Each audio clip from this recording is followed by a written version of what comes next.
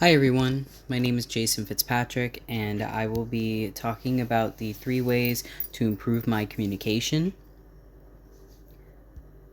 So, a little bit about myself is that I am currently a part time music teacher. My job requires frequent communication between colleagues, administration, students, and families. So, communication is a very important aspect of my position. Um, Being a music teacher, I'm constantly talking to other teachers, whether they're music or not, to see what are they doing in their curriculum and how can I improve upon that in my classroom. So one of the skills that I would like to improve upon is active listening. Instead of thinking about how to respond while somebody is speaking, I focus fully on understanding their message. Asking clarifying questions and paraphrasing what was said can help prevent misunderstandings and make colleagues feel heard and respected.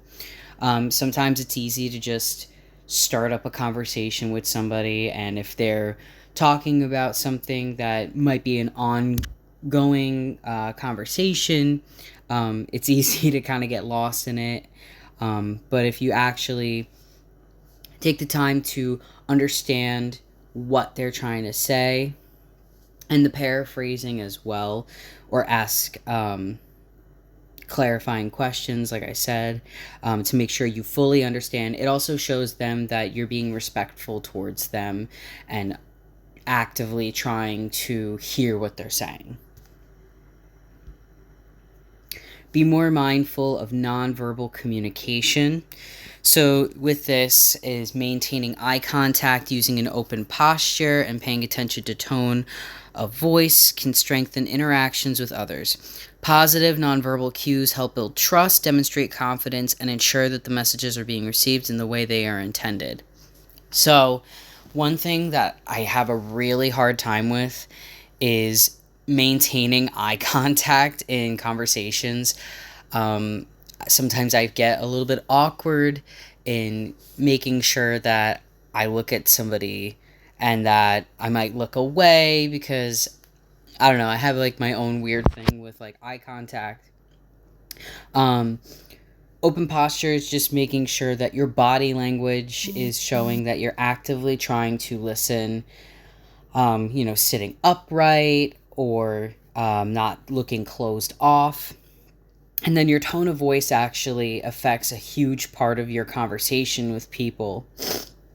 Um, so making sure that, you know, how you approach a conversation with your tone of voice, whether maybe something just happened and um, your tone of voice might not reflect on what you're actually trying to say.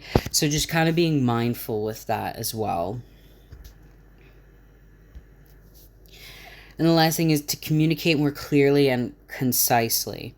So, providing direct, organized information helps coworkers understand expectations and important details. Whether speaking in meetings or sending emails, being clear and specific can reduce confusion and improve efficiency in the workplace. So, sometimes it helps. I've noticed that if I write down the things that I need to talk about prior to a verbal conversation with somebody, that it actually helps me quite a bit. That it keeps all of my thoughts organized and I know exactly what I'm supposed to say.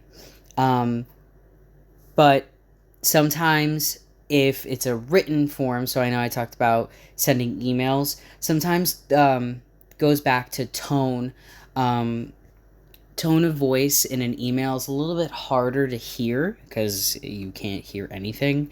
So just making sure that your tone in your email, as well as just kind of being quick and concise to the point in your email to reduce confusion, as I said, to make sure everything is clear. Um,